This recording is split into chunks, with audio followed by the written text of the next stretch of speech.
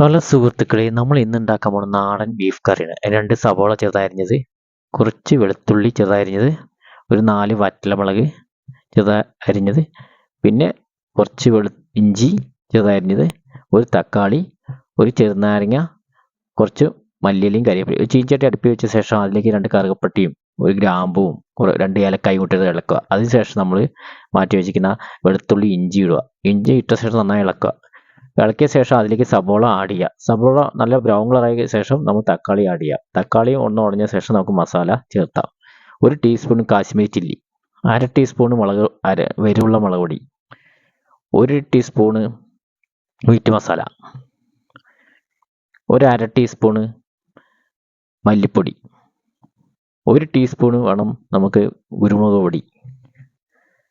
ഇത്രയും ഐറ്റം ഇട്ട ശേഷം നന്നായി ഇളക്കുക. ഇളക്കിയ പച്ചക്കുത്തൊക്കെ മാറിയ ശേഷം നമ്മൾ കുക്കറിൽ മാറ്റി വെച്ച് അരക്കില ഇതാണ് എടുത്തിരിക്കുന്നത്. ഞാൻ ബീഫാണ് എടുത്തിരിക്കുന്നത്. അപ്പോൾ അതിനനുസരിച്ച് മസാല ഞാൻ ചേർത്തിരിക്കുന്നത്. 1/2 ടീസ്പൂൺ ഒരു പെരിഞ്ജീരകത്തിൻ്റെ പൊടി ഇട്ടിട്ടുണ്ട്. പിന്നെ ആവശ്യത്തിന് ഉപ്പും.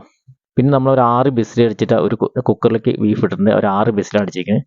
അതിന് ഇട്ടതിന് ശേഷം നമ്മുടെ മസാലയൊക്കെ ഏകദേശം ബ്രൗൺ നന്നായി കളറൊക്കെ ചേഞ്ച് ആയാൽ നമുക്ക് അതിലേക്ക് ബീഫ് ആഡ് ചെയ്യാം.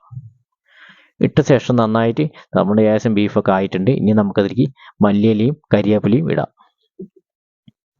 ഇത് പൊറോട്ടയോടും ചപ്പാത്തിനോടും ചൂട് ചോറിനോടും ഒക്കെ കഴിക്കാൻ പറ്റിയ ഒരു ഐറ്റമാണ് നല്ല നാടൻ ബീഫ് കറി. ഇത് കുട്ടികൾക്കും വലിയവർക്കും ഒരുപാട് ഇഷ്ടപ്പെടുന്ന ഒരു ഐറ്റമാണ്.